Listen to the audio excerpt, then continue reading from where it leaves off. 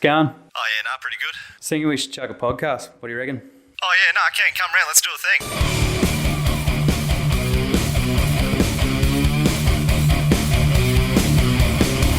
thing. You know what? What I'm going to do one day is we should do it actually like Wayne's World for the video. And I want to learn that song.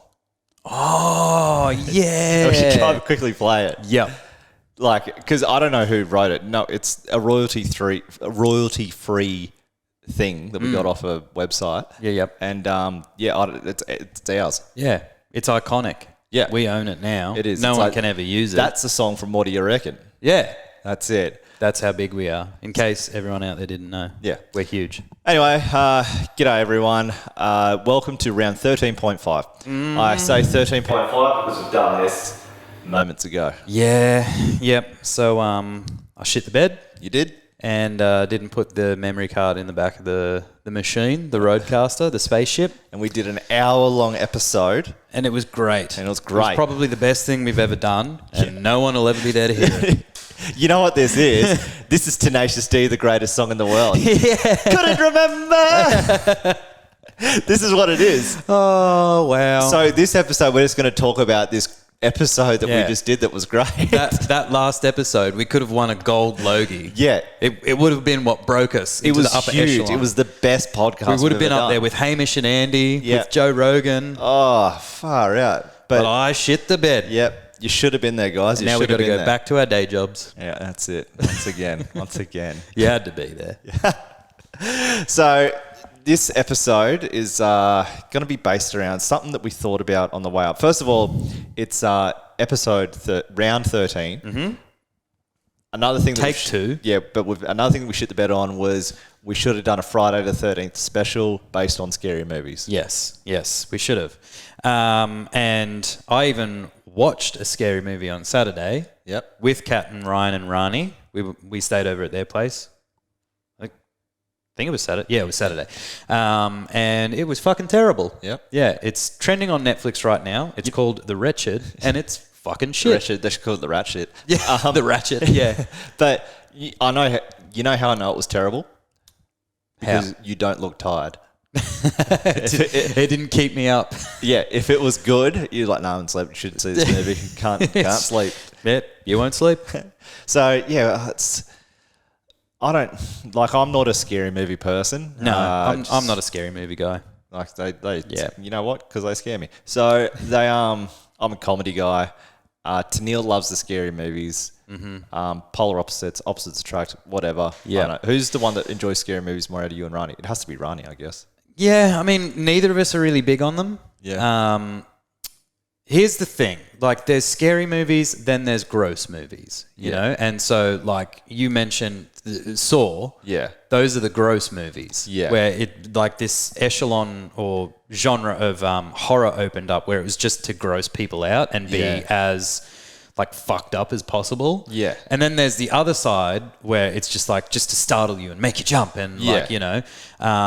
So the one we watched was more of the like startle, make you jump type thing, but it was just like terribly written, massive holes in the plot. Yeah. Things didn't make sense. It was just bad. Was there a scene where is there a bad guy? There's a witch. A witch. Yeah. Was the witch trying to get someone and the person couldn't get away in time because they kept falling over something? I was tuning it out. It was honestly, it was bad. Yeah. I kept making jokes about the witch crawling up people's buttholes as well, so that probably didn't help. But yeah, it was bad. It was just bad. The old butthole witch.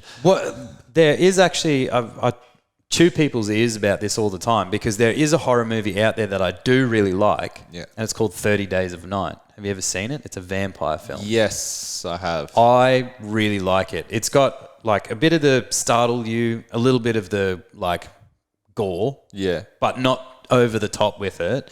And then the plot premise is really cool. It's shot amazingly. And it's just like, it's kind of just overall dark and evil. Yeah. And like the whole package for me came together really well. Yeah. So I like that. But then, those ones where it's just like purely to gross you out and it's, you know, the gore fest stuff. Yeah. And Yeah, rank. Yeah. You reckon that place where they do the 30 days and nights, that's the North Pole area? Yeah, in Alaska. In Alaska. Do you reckon they just get paid for 30 days on penalty rates? Because night shift. 30 days of night shift. Pretty much, eh? 15% loading. Yeah, that's it. Does that, the other end of the year, is it just 30 days a days? Yeah, well, because of how it works, With the axis. it still rises and sets, but it's like... It does like a lap like that or something. Yeah, exactly. It's like you kind of see it the whole time, and it kind of like just ducks below the horizon, then it pops back up again. Yeah. Which is interesting. Would be cool to see. But that's at like your extreme north. Yeah, there's no holidays really going on up there. No. It's just work. That's the only reason I go up there. Actually, did you know... Wait, I don't know if we're speaking about this, but no one owns Antarctica. Is that true? I've heard this somewhere. You can't physically live on Antarctica. You can't buy real estate there. Yeah. It's like...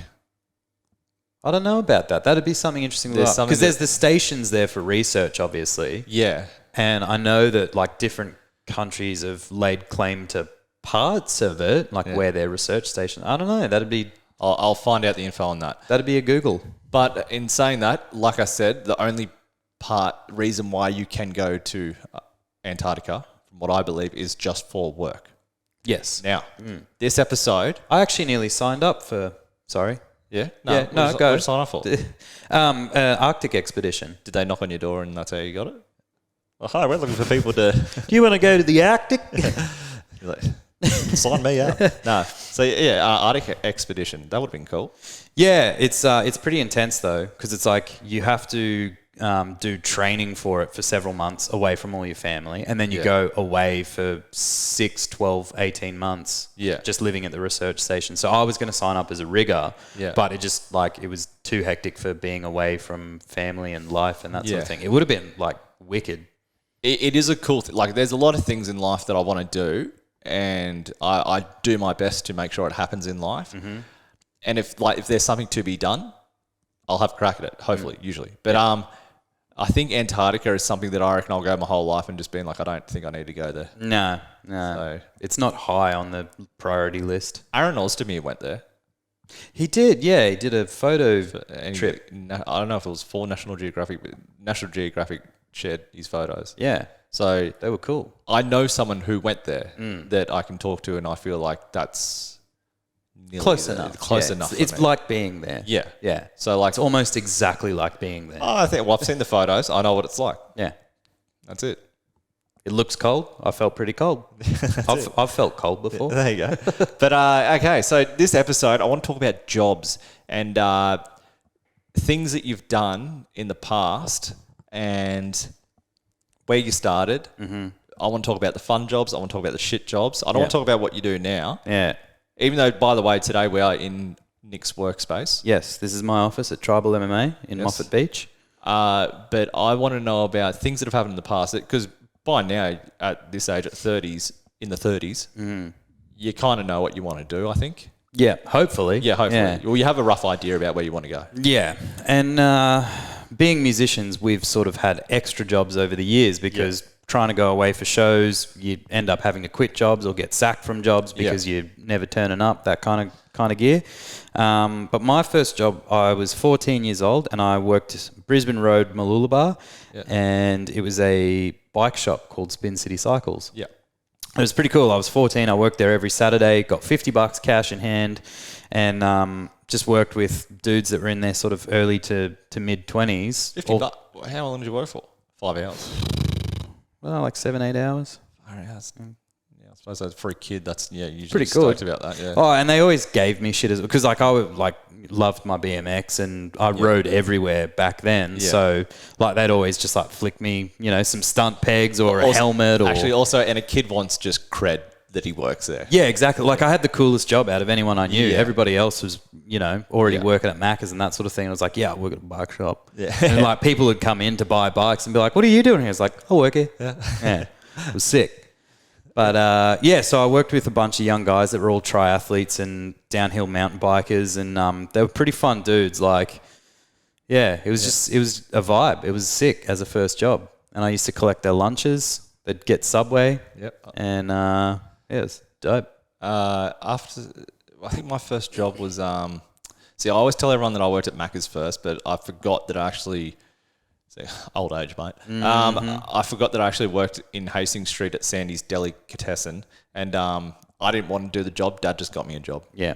I don't know how it came about. It's just all of a sudden, Dad just like, you need to work on your resume because you're going to apply for a job. Okay, all right. I think I just wanted to buy games and stuff. Yeah. I was 14. Pokemon cards. Yeah, exactly. No, not at that age. I wasn't doing Pokemon cards, but yeah. Yeah, you were. You're still doing Pokemon cards. Yeah, exactly. And then, so I got this job at Delicatessen. I was just wiping down tables and being a dishy. It sucked. I remember it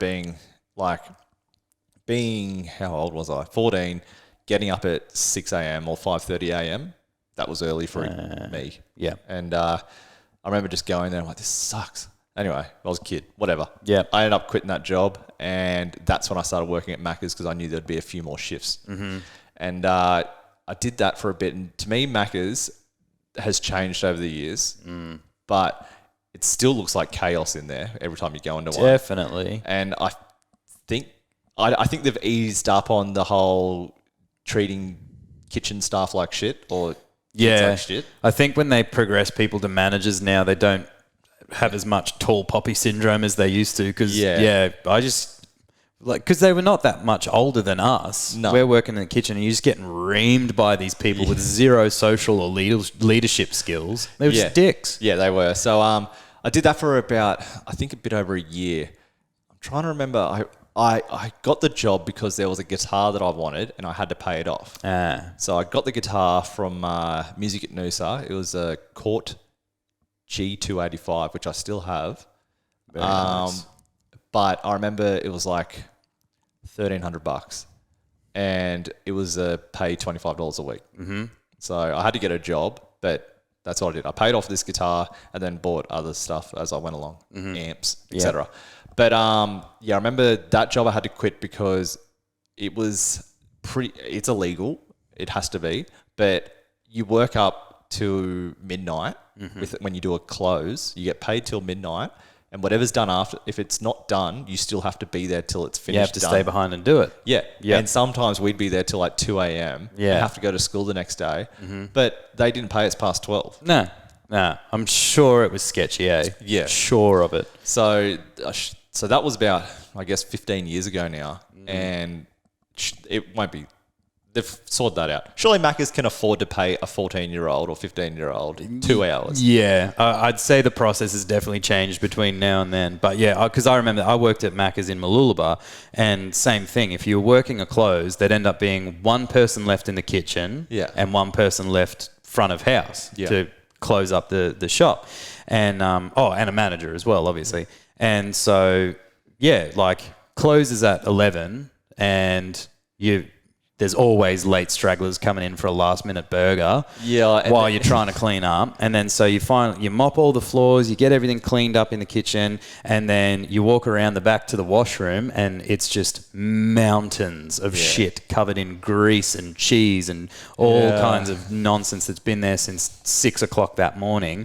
And you're expected to get the whole thing done, and then one of these managers with no leadership skills is, you want to hurry it up, I want to get out of here. It's like, well, you get in here and fucking help then. Do they? No. I have a blue shirt on. I don't have to. So actually, it's so disgusting. Thinking now back to how rank it was cleaning down the grills and the grease traps and all that crap. It's just the I don't eat there, and especially being on the challenge, I don't eat there. But I'm surprised it never turned me off Macca's forever. Yeah. Because it is disgusting. Oh, it's rank. And like you go home and the smell doesn't come off you and the grease doesn't come off you no matter how well you try to wash yourself. And it stays in those clothes as well. It's just... Yeah. And every dish pig job that I did was the same. It's like, because you're up past your elbows in a tub. Yeah. And the smell never ever comes off. I do remember that because you... clean down all the trays and all the lettuce and tomatoes and all that crap used to get stuck down in the thing in the sink. Drain, yeah. But you had to dive in to clear it all out. Oh, yuck. That just brought back a bit of a nightmare. Rank. But people do that every day still. Sorry. It's just something I didn't want to do. Yeah. Then after that is I quit that job because I was in year 10. The manager or leading hand that was on most nights, it was a year 12er. And she was a very nasty piece of work. She used to yell and just treat kids like shit. And you'd be working hard. I remember working hard. But just a bit of, what do you call it? A power trip? Yeah. That's what you said Yeah, before. definitely. Yeah, that's just what you give these young kids manager roles. They just turn into... Yeah, they don't know how to handle it. Exactly. Yeah. So in the end, I'm just like, nah, I can't work for you. You're shit. So I quit the job. I told her I just don't want to work for her. Apparently a lot of complaints went in about this girl anyway. Threw her under the bus. Yeah. So quit that job and then I started working at Rivers. This is my first bit of retail. Now, the thing about Rivers is that Rivers is... Remember the ads?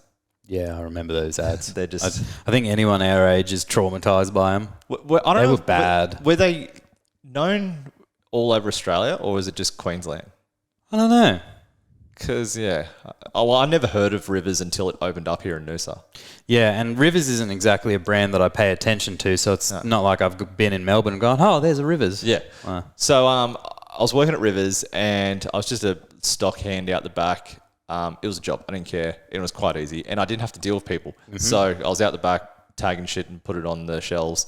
And then one day, this was my first, I guess, experience with customer service where they asked me to start learning how to do the till. Your first promotion? Yeah, exactly. Yeah. So I don't know. No, it wasn't a promotion. It was just, can we get you to do more shit than what you're doing? So they made sure I could count money and all that. Yeah. Yeah. I do maths. And did the till for a little bit. I wasn't really good at being customer face-to-face interaction. Yeah. Thankfully, being in a band and doing band merch was how I learnt how to do it. Yeah. Way more comfortable. Yeah, definitely, because that situation, it's the people want to meet you and they want to buy the merch. It's not you walking up to a stranger and, oh, hi, how you going? Can I help you with anything? I'm just browsing. Yeah, exactly. So I did a bit of that, but this is when I had my long hair. And this is when I was a bit out of hand. I got a bit teased. I thought it was cool, but I had this long blonde straight hair, had these black things going on underneath because, I don't know, I just did. And anyway, one day I was packing these shoes on the shelves and this lady I could hear behind me, she was looking for something, couldn't find what it was. And then she goes, we'll just ask this girl here. I turned around. And to her shock, she's like, oh my God, I'm so sorry. So anyway, that was a bit of a moment of impact for me because I'll never forget it. Yeah. And that's what kind of made me start cutting my hair. I was like, okay, maybe I do look a bit silly. In her defense, you had very straight hair and you were skinny. Yes. Yeah. And so... And it's from the back. Yeah, it was from the back. So, well, imagine if I turned around and she still didn't know the difference. Excuse me, miss. Hey, I'm a real boy. So anyway, I ended up deciding, okay, maybe I need to cut my hair. Nothing to do with the job. Yeah. It was just I might cut my hair. Did Rivers for a little bit more and then moved to Brisbane, which is when I started getting into trucks. So I was... it's a man's job. This is my first construction job. Now, before I get into this, when did you start working in a blokey environment? In a bloke's job? Yeah. All right. So, all throughout high school, I sort of had those more menial entry-level jobs, like worked in a pet shop with the puppies. That was pretty cool. Yeah. But I worked with fairly fucked people. And they always play that song, Come On Eileen, like several times a day. And like, I think I've still got permanent damage from it. So I had a bunch of those jobs, but then I moved to Brisbane because that's where we wanted to base A Cause to Unite, my first band out of. I was also going to uni and I started working at Target in the city there originally, which was sketchy as, and it was a shit job. But there was a sizzler there, and I remember somebody got stabbed in there, and the person who stabbed him ran into the change rooms in Target to hide, and so the cops had to come in. And I remember then, like a couple months later, somebody took a shit in those change rooms. There was always stuff being stolen, just sketchy people around, like coming in and kicking off. Like, it was pretty wild. And then aside from that, the job just wasn't that cool. And then Batchy, who was playing guitar for Acoustic Unite, he was working for a labour hire place and was like, sign up with them, it's better money, you've just got to get your construction white card. So this was my first foray into it. And when you're sort of a young shit kicker like that, just started, they throw you all the worst jobs for starters. And so it was always turfing or planting. Yeah. And you're getting paid like $16 an hour to slug your guts out. Like I remember turfing, we had to do a whole school oval in one day. And so it's like the skin comes off your knees and your knuckles. Like your back hurts, your toes hurt. Business owners must just see, or whoever's in charge, be like, yes, fresh backs. Fresh abuse. Yeah, just like unhurt backs. Yeah, turfing was probably among one of the worst jobs I've ever done. And planting was pretty much the same because it always ended up being like highway batters that are on like, 50 something degree slants. Yeah. And they always had that meshing down first as well. So you had to cut through the mesh, then dig a hole, then plant the sucker deep enough, fill it back in, and rinse and repeat thousands of times. Yep. And that was tough on the old body, on the rig. So when I moved to Brisbane, I did the truck stuff, assembly line is what I was on. So I wasn't building trucks. There's not just like a flat pack and then I just build a truck. It's not like IKEA to build a truck? No, it's not. It's actually, you know what? It kind of is in a way, but I was just on the assembly line. Yep. So my job was the piping. So I ran all the pipes for the hydraulics and the brakes and stuff like that. All right. So it was impressive when I told people what I kind of did, because apparently you could say you are a hydraulic engineer or something. There's some name you could call it. Yeah. And it sounds impressive. It's like hydraulics technician. Yeah. And I was like, no, I work on assembly line. I do the same shit every day. Like, here's a chassis, run the pipes. Next truck. So I think, we used to do about, 6 or 7 trucks a day. And fun fact, I work for Volvo Trucks. Mack trucks are made out of the same factory. There you go. So there you go. Just quickly, before you continue, on that note of having a job title that's beyond the actual job, for a while there, I got in the habit of, I was a dish pig, but I referred to myself as a underwater biological spills expert.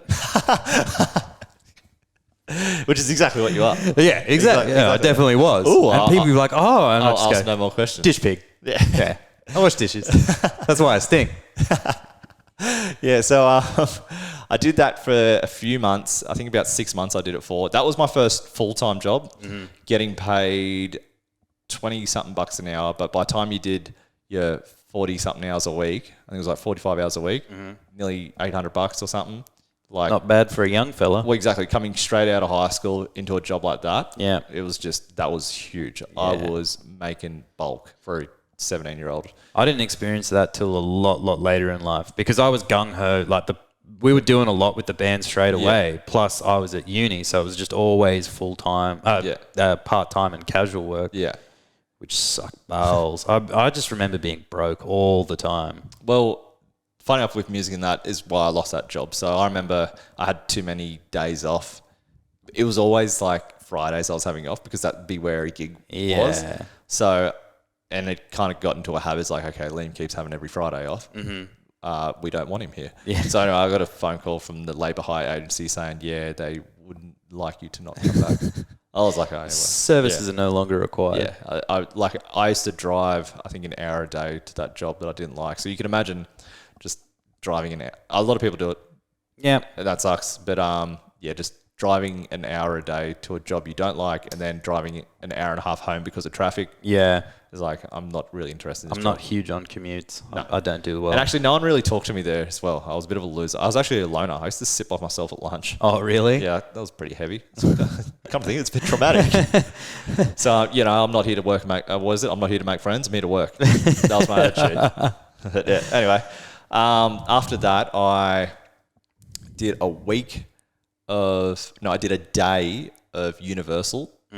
That didn't last long because I tried out for a job. I was like, I might go back into retail, and they saw me just not saying hello to everyone. I was still shy. Yeah, I like the idea of being in clothing stores, but I just couldn't say hello to people. Still shy. Yeah, didn't have that experience like we said from the bands that came over time naturally. Hadn't developed yet. So that only lasted a day. Then I went again to Harvey Norman. I thought Harvey Norman was going to be an easy job, but I did a week of that. Realized it wasn't for me. I didn't like that. There was a guy. It wasn't at Harvey Norman, but we did like this thing with this guy who sold a product. It was like a sales rep. Yeah. And basically told me sell my product because you get good commission on it, and how to do it. And he said literally target older people because you can trick them into buying shit. And I was just like, nah, that's so dodgy. And ever since then, I've looked for that for so many, like every type of business, whether it be phone companies or anything like that. Yeah. When they target older people to trick them into buying more,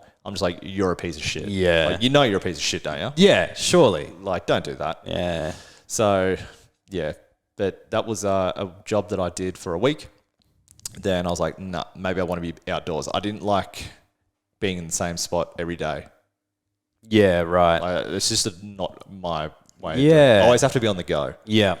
Well, I worked for a couple of insurance companies on the phone, either in sales or like customer service. And it was kind of the same with that. Like the job itself wasn't hard. It was boring. And then you get rude people on the phone, and then you get micromanaged by your team leader as well. And then like just stuck indoors all day, and your breaks weren't long enough to go out and enjoy anywhere in nature. And so I did those for a little while, and then I was like, I'm going to go back to construction. Like at least I'm outside, like being a bit active and stuff. And so I ended up progressing from sort of the landscaping, awful labor jobs into doing actual construction work, working on high rises and concreting, and I worked on the Clem 7 and the Airport Link tunnels, and had some pretty interesting work after that. But I always remember one job that I had. It was in Banyo, and it was a precast concreting yard. And so I never did any of the concreting. It was more of the labour and form work and that kind of gear. And it paid really well. It was one of the best paying jobs that the labour hire company had. And I did a pretty big stint there, and everyone that worked there except me was an ex-con.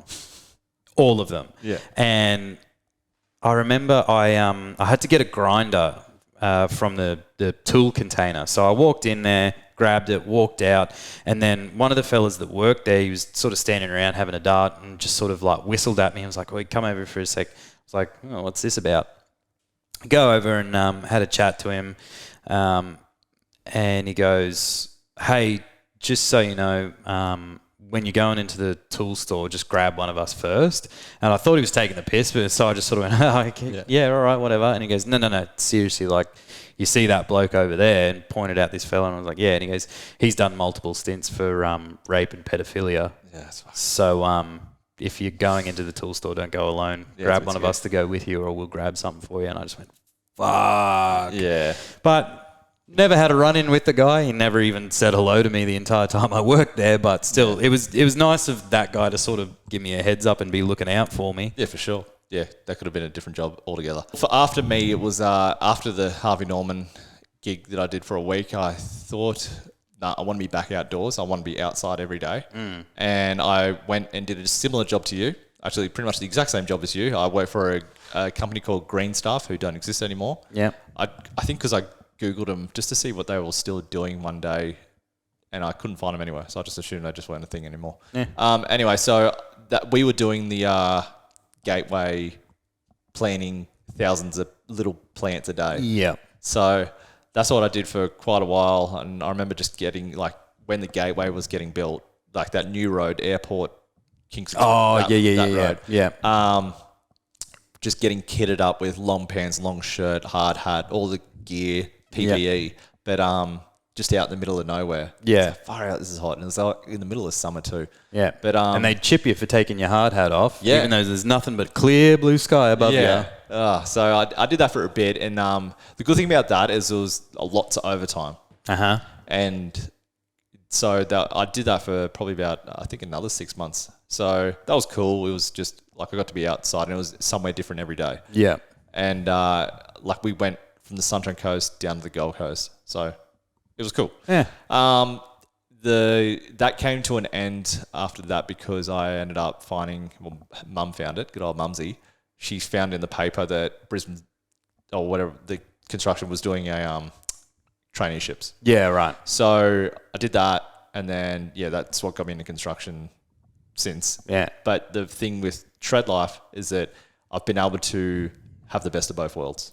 Yeah, actually, I remember like when we were in Take Us to Vegas, because like of your job, you've got a pretty good setup. Like it's government based. Yeah. And so, you know, I was always struggling to get time off, and when I did get time off, it was unpaid because of casual jobs and whatnot. And meanwhile, like you had all sorts of like little cool leave things that you could take. You know. That's why I've never left it. It's just like, this is such a good job. Yeah. Like, so that's pretty much where I am now. But now I'm thinking what the future will be, and I'm just happy to take it as it comes. Yeah. I'm quite happy. Yeah. Best of both worlds, I guess. Yeah. I mean, done a lot of jobs over the years. I mean, now that I'm thinking about it, and I'm sure there's some that I'm not remembering either. Well, I think I know when you get to around 30, you know what you do want to do. And this year, a lot of people just have to do what they've got to do. Yeah. Different time of the year, but at least you should still know by now what you want to do. This is the thing, is that like, I remember, you know, you're 16, 17 years old in school and people are going, you know, even earlier than that, like grade 10 is when you're allowed to pick your first electives. So you can pick based on what you're interested in. Yeah. So you kind of know, I like that, I don't like that. But in terms of translating that into a career forever, and schools still do this. They go, you need to make a decision because you need to pick a university course because that's what you're going to do for the rest of your life. And it's like, no, you're not. I don't know what I want to eat for lunch. Yeah. Like, what do you fucking mean? And then you realize as you go on, like I went to university and I don't do anything. Actually, doing this podcast is probably the closest thing to my university course. You know, like I don't use it for a job. Yeah. And like I had no idea what I wanted to do. And I've spoken about this before. Like I spoke about it in the last episode with Kurt, is that people reinvent themselves over the years. Yeah. So I know a guy who was really high up in a shipping company, absolutely killing it, worth so much money, already had a family, that kind of thing. Realized he was like, I hate this job. Yeah. And I want to be a financial planner. Yeah. So at, 40 something years old with a family, already hugely successful, quit that job, went back to university, became a financial planner. Yeah. And it's like me at 19, 20 years old, I was like, music, that's exactly what I want. Like whether it's being a band or management or working for a record label, that's 100% what I want to do. Mm-hmm. And now I can't think of anything goddamn worse. Like, Yeah, that's so true. And if you'd said to me 10 years ago, like you're going to be into like holistic lifestyle, injury rehabilitation, postural correction, meditation, and, teaching people how to exercise correctly without injuring themselves, I would have gone, nah.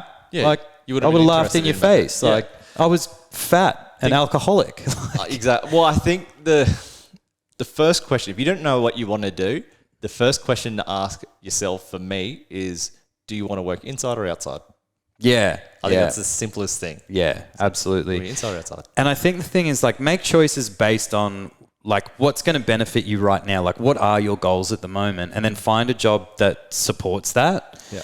And then everything for me has kind of just been this shift each way. So I've been doing something and then I've realized there's an attraction to doing this over here, So, for instance, when the band came to an end, it was like, well, I've been broke for the last 10 years. I need to make up for lost time and make money. Mm-hmm. So what I'm gravitating towards now is mining. Mm-hmm. Because even though morally I don't like the environmental destruction and X, Y, and Z, that was purely a selfish benefit because it's like it can get me ahead financially. Yeah. And so that was just the next goal. So I went and got my riggers ticket and then I moved to the Pilbara in Western Australia, didn't have a job. Yeah. I just moved over there knowing that there was vacancies and just applied and then luckily got one working as a shutdown rigger. Yeah. And then it went from there. And then it got to that point where I was like, okay, like I'm sort of square financially, but this is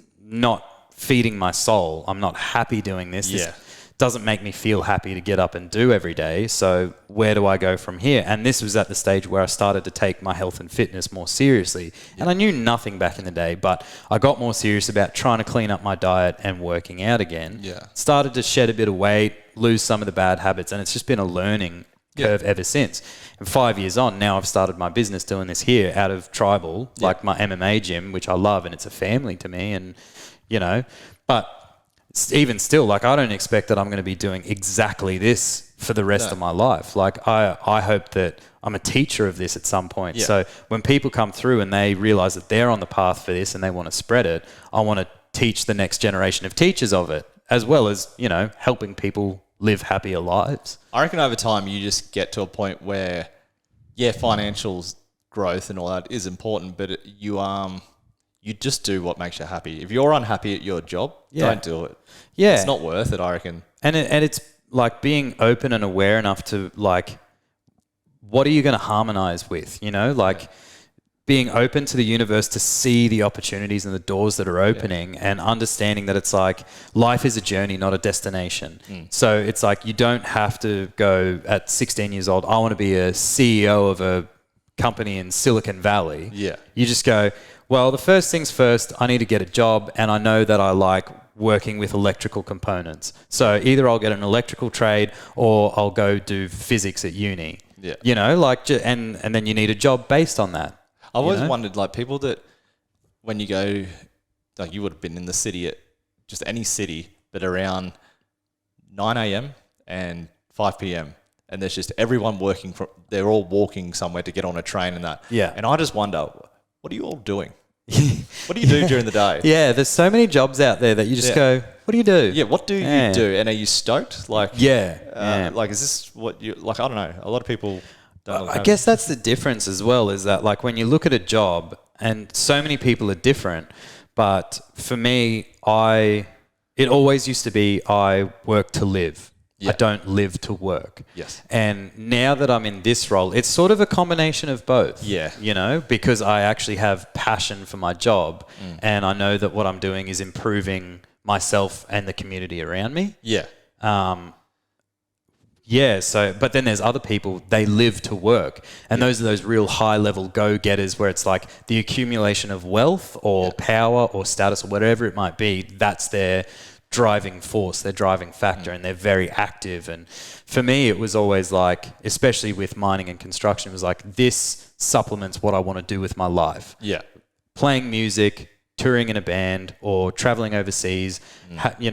Even for the last couple of years, I worked 7 days on and then I had 7 days off. So it was able for me to make good money and then have a whole week with my family, with studying, doing whatever I want to do. So, and it's staying fluid like that is, really benefited me. And I think that would help a lot of people. Oh, what's a job that you couldn't be paid enough to do? The sitting in an office doesn't do well for me. It doesn't interest me. I wouldn't like that. I like being able to duck in and out, get some natural light, that kind of thing. I appreciate air conditioning a whole hell of a lot. But I think, like, the emergency response, like first responders, police, ambos, fireys, I couldn't do it. I don't have the temperament for it. Dealing with drunk people or domestic violence. I can't stand people that argue and complain with, like, paramedics. Yeah, just belligerent, arrogant people. Like, you see those videos on Facebook all the time as well of, like, people think that they're smarter than the cops, being like, and they're filming like, what's your badge number? I'm going, and they're just spouting shit like they think they know the law, and I would be so bad in those situations. Plus, if I was a cop, I'd probably be crooked. I'd probably be on the take. Let's be honest. What? See, to me, there's I can't deal with shit. So no poos. No poo jobs. No, I'm not a poo man. So whether it be like sucking out like shit from toilets at job sites, probably not for me. The disposable dunnies. Yep. That portable, not disposable. Jesus. Yeah, and I think there's jobs that I think are underpaid. Lots of them. Yeah. I don't know. Concrete cutting, I think, is just like I do 10 minutes of it at work and my back's just Yeah. wrecked. Yeah. So guys that do it for 10 hours a day, it's just like, nah, that's hectic. And I don't know, truck driving, you were mentioning earlier. Yeah. Well, I used to be a brickies labourer. I would never ever go back to that. It's the fittest I've ever been in my life, but I hated that job. Yeah. And driving big road trains. I hate backing up trailers. I think truckies love it, but Yeah, if you're a truckie, you're a truckie for life, you know? If you're a truckie that wants to be a truckie, Yeah. you love it. And all you think about is trucks. You just want to carry the biggest rig you possibly can. And like when they see a real nice truck, they're like, Yeah, trucks. love to be sitting behind the wheel of that. Yeah. But if you're a truckie who is just doing it because you've got to make ends meet, they don't like it. Tough deal. But that's in any job. If you got to do a job to make ends meet, then But I'm very much one of those people. I don't own a boat, and I probably won't ever because trailers. Yeah. Probably won't ever have a camper van because trailers. Like I'd have a motorhome because it's all attached. Yeah. I'm just trailers. I don't like them. I haven't done much big on towing. trailers. I did a little bit of towing in the band, but not much. Not a professional trailer backer-upper. Yeah, I'm definitely not. And it's probably one of my big skills that I will fail on as a dad, because I have no interest in getting better at it either. It's just I would rather have a ute and put everything in the back of a ute. Trailer. Somebody else. I've gotten this far in life just by having a ute. Yeah. And if I need more room, I'll hire a big truck. No, the thing is, if it wasn't enough, guess what? I'm doing 2 trips. That's just basically how I've been. Yeah, fully. But I've done the motorhome driving. That was fun. I would like to tow a caravan one day. Yeah.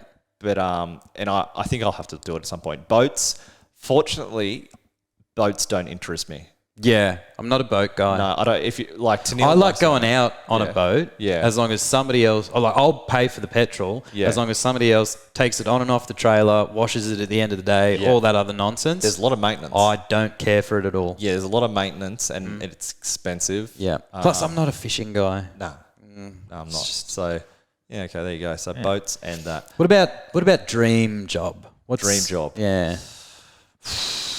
I mean, my dream job is obviously just to probably do shred life full time. That would be great. Yeah.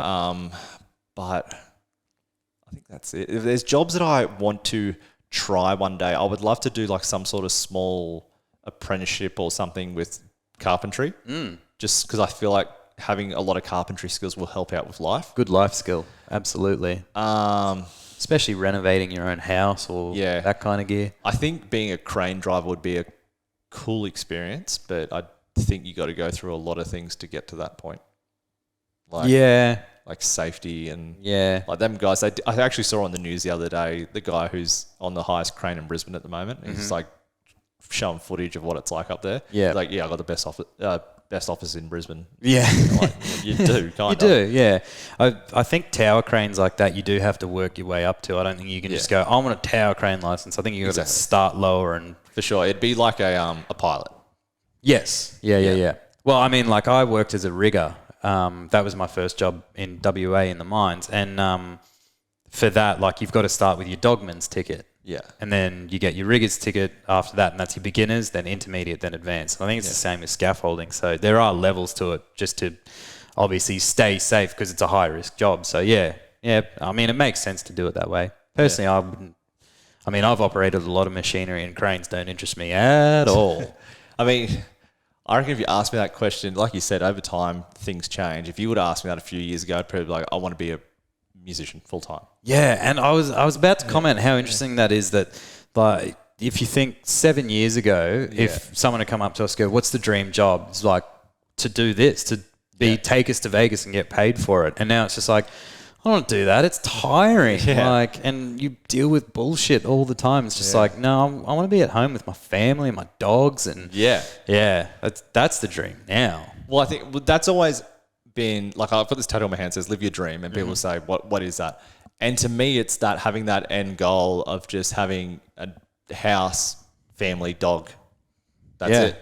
Yeah. Like, that is my end goal. Like, that is my dream. Yeah. And even when I was in music, I was like, I was playing in, I love playing music, but it's just like, I hope one day this can get me to that point of having that. Yeah. And that's the thing, is that dreams and goals change. Like I said, as you reinvent yourself, it does change. You're not the same person your entire life. Like, you know, I'm not the same dickhead that I was at 19 years old. Thankfully, I've got a little bit older and a little bit wiser, and, you know, my motivations changed. And, I just feel so blessed that the journey that I've been on has given me life skills to get to this point now where I am genuinely happy. And this isn't the end goal for me. I've still got growth, and you know, there's more to learn, there's more to achieve, and who knows where I'll be 10 years from now. Maybe the podcast will be our main income source, which would be sick. That would be so sick. That would be an easy job. And the thing is, this is a job that we don't have to be in. Like, you want to have a good setup, do it in the same room, whatever. But with this bloody thing, we can do it wherever. Take it anywhere. Actually, that's on the bucket list for 2021. Is a road trip podcast. Yeah. So we set this bad boy up. The back, and just send it. Pick up hitchhikers. It'd be hilarious. Interview with them. Just what happened? Cool. How'd you get here? Yeah. Where are you going? Actually, anytime people need a lift to the airport, we'll just go, we'll take you. That's a great idea. I love that idea. Just whoever needs a lift to the airport this week, let us know. Yeah. And we've got the headphones for you. Yeah, and we'll pick you up at the other end to hear about your trip. We just want to know. You got to be open and honest about whatever the hell's going on and where you're going.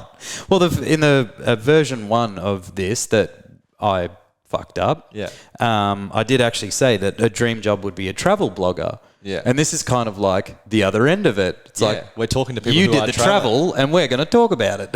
That's a genius idea. I'm backing that hard. There you go. It's like, who wants to be famous? Because we'll pick you up. That's all you got to do. Guaranteed money maker. That's great. I love that. All right, sweet as. Well, what do you reckon? Let's wrap it up. Let's wrap up 13.5. Yep.